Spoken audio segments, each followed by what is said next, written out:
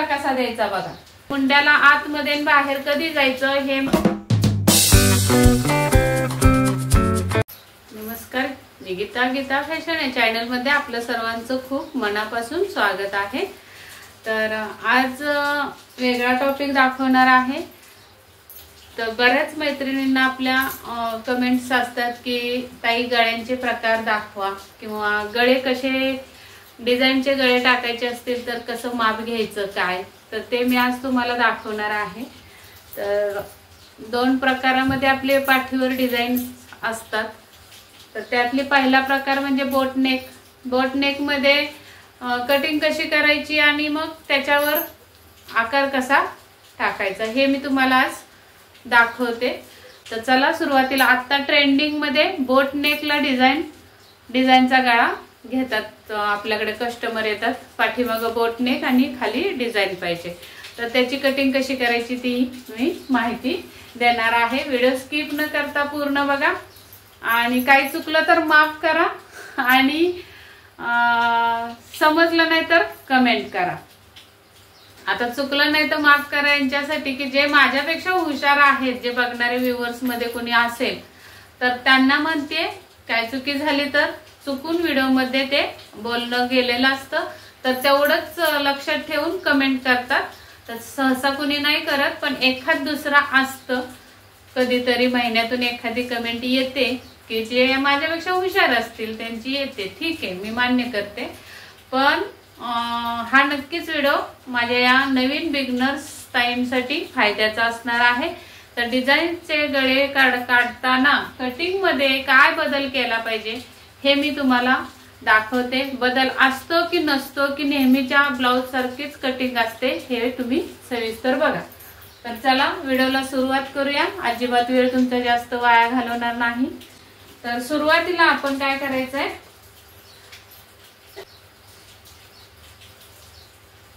जी आपली उंची आहे ब्लाउजची ती उंची, त्या उंचीमध्ये 1 इंच प्लस करायचे म्हणजे वाढवायचे। जर तुमची 14 असेल तर 15 वर खूण करून उंची टाकून घ्यायचे। आता मी तर एक ओढून घेते कारण माझा बोर्ड आहे, तुम्ही डबल फोल्ड करायचंय, पेपरचा असो किंवा कापडाचा असो, आणि त्याच्यावर त्या डबल फोल्ड वर तुम्हाला उंची टाकायची आहे।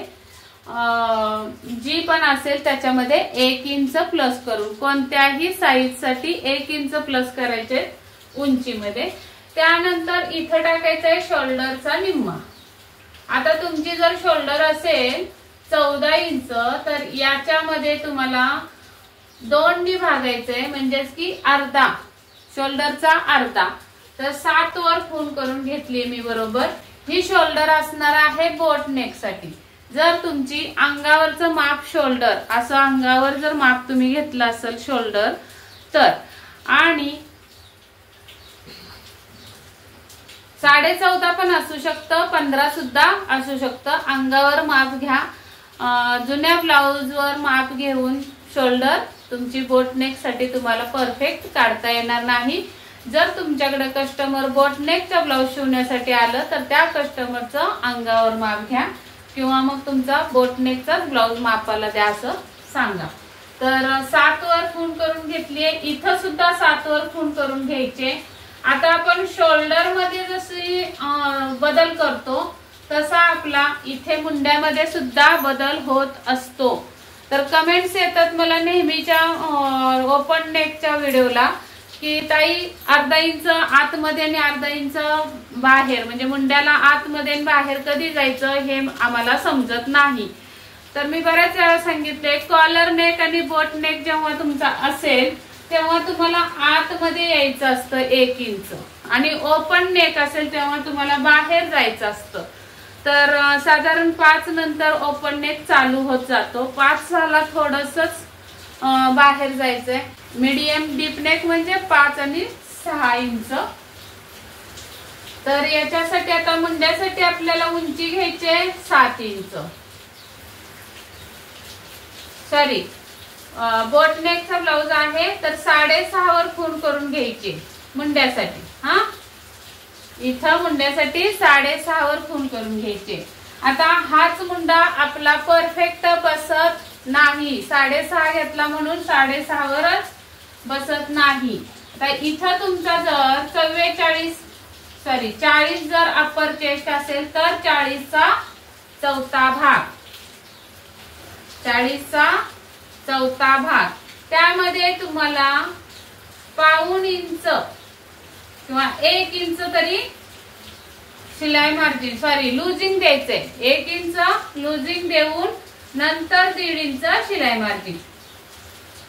बोटनेकचा प्रकार दाखवते. तर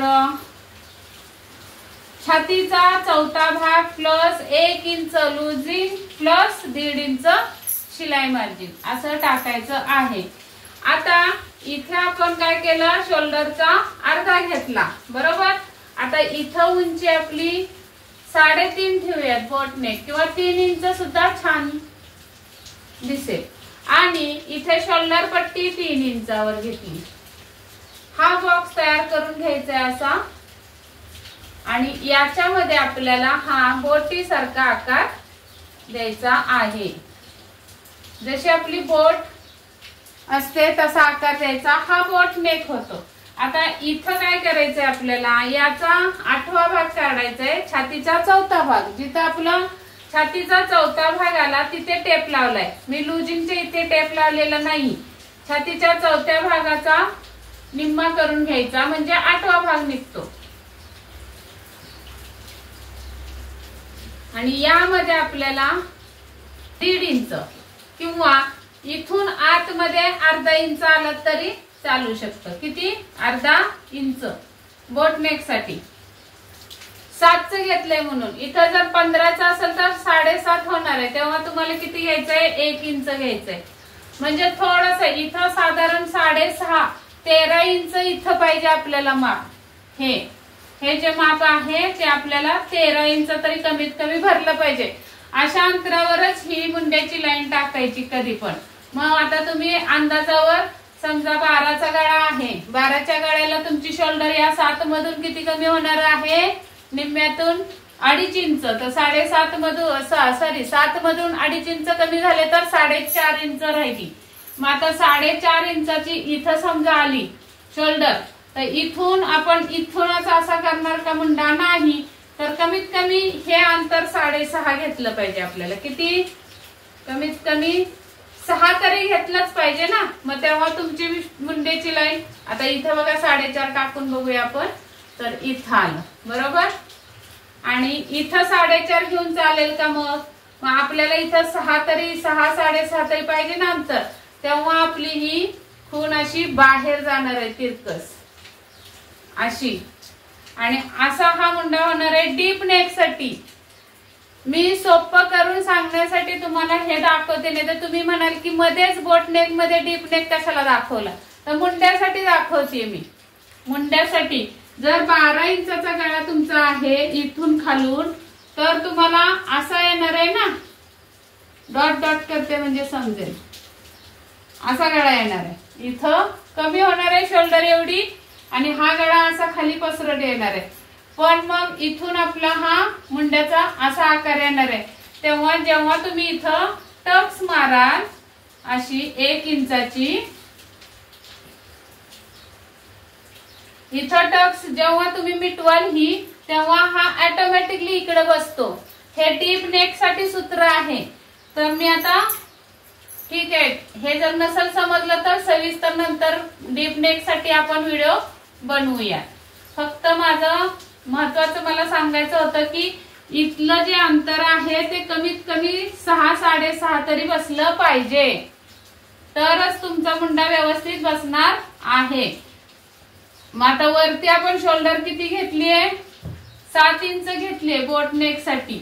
आणि इथं घेतलं 6.5 म्हणजे अर्धा इंच आतमध्ये घेतलं. आणि मग ही तिरकस रेघ आपण मुंड्याची ओढलेली बरोबर ना. आपली ही 7ची रेघ अशी सरळ आली. आणि मग आतमध्ये अर्धा इंच आलो आपण, आणि मग मुंड्याची लाईन दिलेली आहे. आणि इथून आता आपल्याला मुंड्याचा आकार द्यायचा आहे. तर याचा अर्धा करून घ्यायचा असा. इथं स्लोप अर्धा इंच द्यायचा आहे मुंड्याला, सॉरी शोल्डरला स्लोप असा अर्धा इंच द्यायचा आहे बोट नेक साठी, अर्धा इंच फक्त. कॉलर नेक आणि बंद गळा असेल तेव्हा 1 इंच स्लोप द्यायचा आहे आणि बोट नेक साठी अर्धा इंच स्लोप द्यायचा आहे. इथून आपल्याला हा आर्म होल एक पट्टी घेऊनच ठेवा, एकदम परफेक्ट आर्म होल येतो यांनी. 1.5 इंच आणि 1 इंचाची झंझटच राहत नाही. या रेगेला इथं जोडलं आणि डायरेक्ट मुंडा आखून घेतला. ही रेग आडवी ही उभी रेग जोडून घेतलं की डायरेक्ट मुंडा आखून घेतला. मग इथं बघा अंतर किती बसलं आता, हे अंतर आपलं 1.25 इंच आलेलं आहे. अशी ही झंझट राहत नाही. असा हा आर्महोल घेतला ना तुम्ही विकत एक, तर ही झंझट राहत नाही 1.5 इंच घ्यायचं का 1 इंच ते. असा हा बोटनेकचा आपला पाठीमागचा भाग कटिंग झालेला आहे. आता यामध्ये तुम्हाला जर थेंब पाण्याच्या थेंबाचा असा जर आकार काढायचा असेल तर इथून खाली तुम्ही 2 इंचावर एक खूण करून घ्यायची आणि तुमचा गळ्याची उंची बघायची किती खाली ठेवायची तुम्हाला, 10 इंचाचा गळा की 11 इंचाचा गळा, जशी तुमची इच्छा असेल तसं तुम्ही इथं गळ्याचा बॉक्स करून घ्यायचंय. तर इथे पसरट तुम्हाला ठेवायचंय 3.5 इंच, इथे सुद्धा 3.5 वर एक खूण करून घ्यायची अशी आणि हा बॉक्स तयार करून घ्यायचा. आता या बॉक्स मध्ये तुम्हाला बिंदूचा आकार द्यायचा आहे.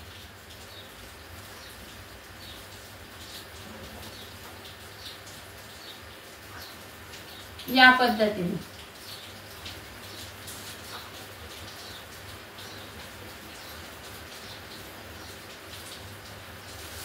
अशा पद्धतीने तुम्ही बिंदूचा आकार देऊन घ्यायचा आहे.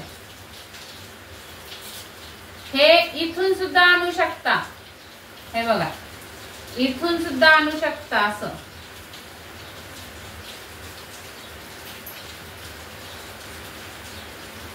असा आकार दिला इथून सुद्धा आणू शकता. असा आकार दिला इथं नाडी लावायची आणि किंवा एक बटन लावायचं आणि आय करायचा. नॉट जी नाडी बनवतो आपण त्याच्यात आय केला आणि एक बटन लावलं तरी इथं शो होतो. हा आकार तुमचा झाला बिंदूचा.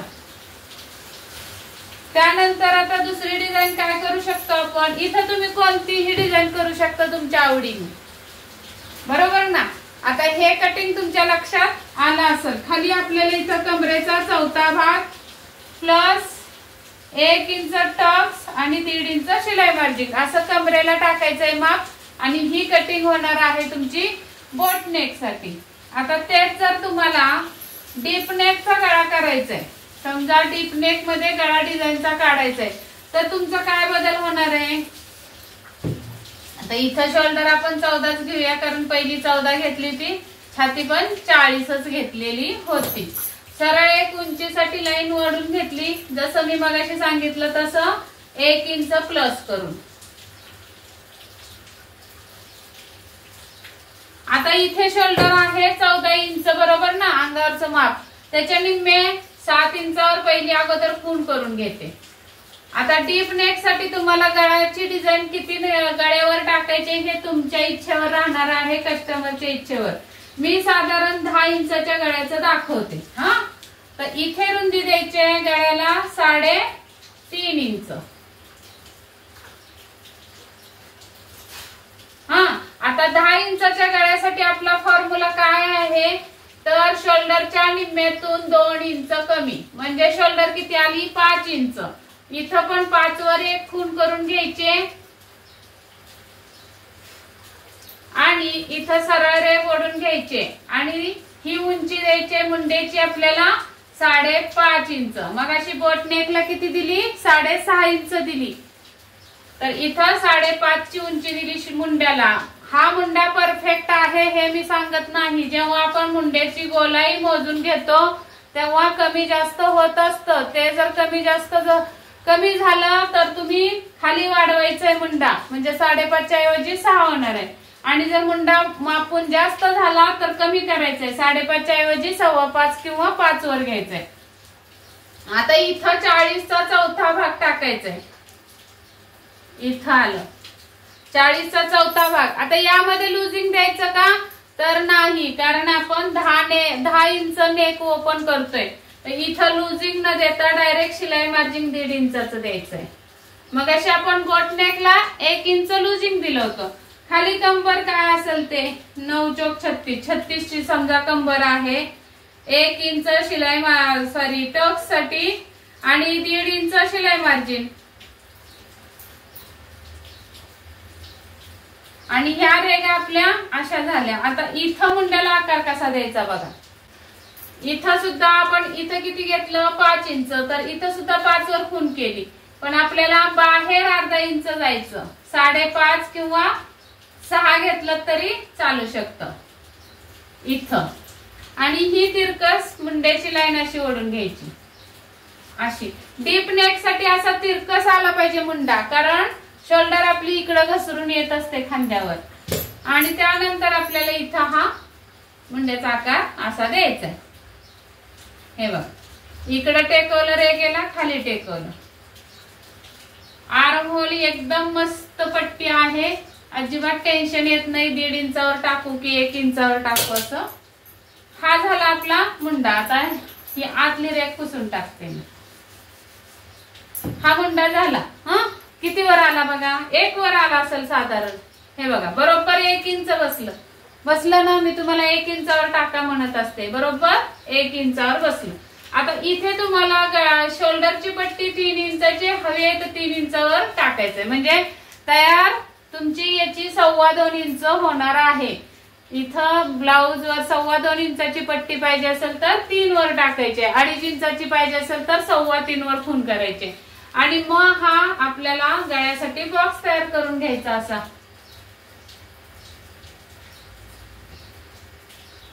असा. आता याच्यामध्ये तुम्ही काय करू शकता, पानगळा काढू शकता.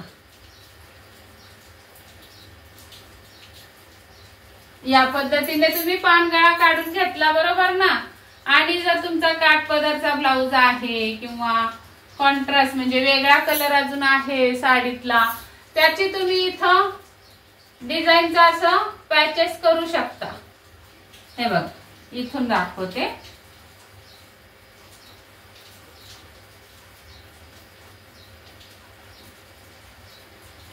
असा पॅच लावू शकता दुसऱ्या कलरचा. इथं जरा जास्त झालं असं. या पद्धतीने तुम्ही असा पॅच लावू शकता. भरपूर डिझाईन असतात, त्यापैकी कोणती इथं डिझाईन कलर हा तुमचा साडीचा कलरचं कापड इथं जोडलं तरी चालू शकतं. दुसरा पण आकार भरपूर आहेत आकार.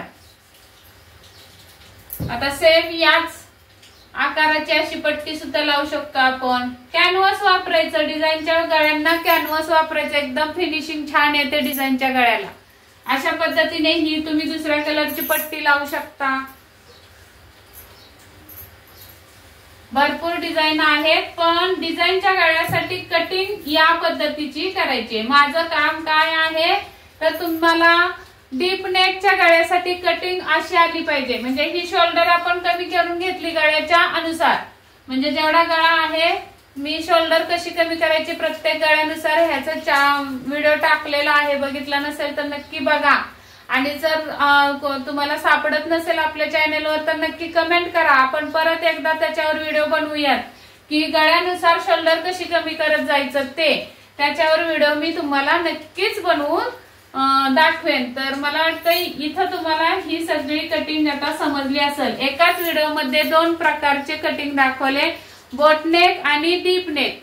त्याला अशी कमेंट होती की डिझाईनचे गळे काढताना कटिंग मध्ये काय बदल असतात का, तर कटिंग मध्ये बदल काही नाही. जसं डीप नेकची कटिंग मी सांगत असते तशीच कटिंग करायची डीप नेकच्या डिझाईन साठी. आणि बोटनेकची जशी सांगत असते तशीच बोटनेकच्या गळ्यासाठी कटिंग करायची आहे.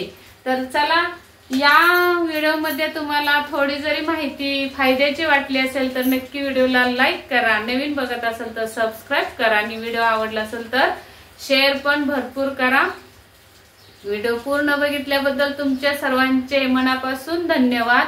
आणि भेटूयात अशाच एखाद्या नवीन व्हिडिओमध्ये. तोपर्यंत स्वस्त राहा, मस्त राहा, काळजी घ्या आणि परत एकदा तुमच्या सर्वांचे धन्यवाद.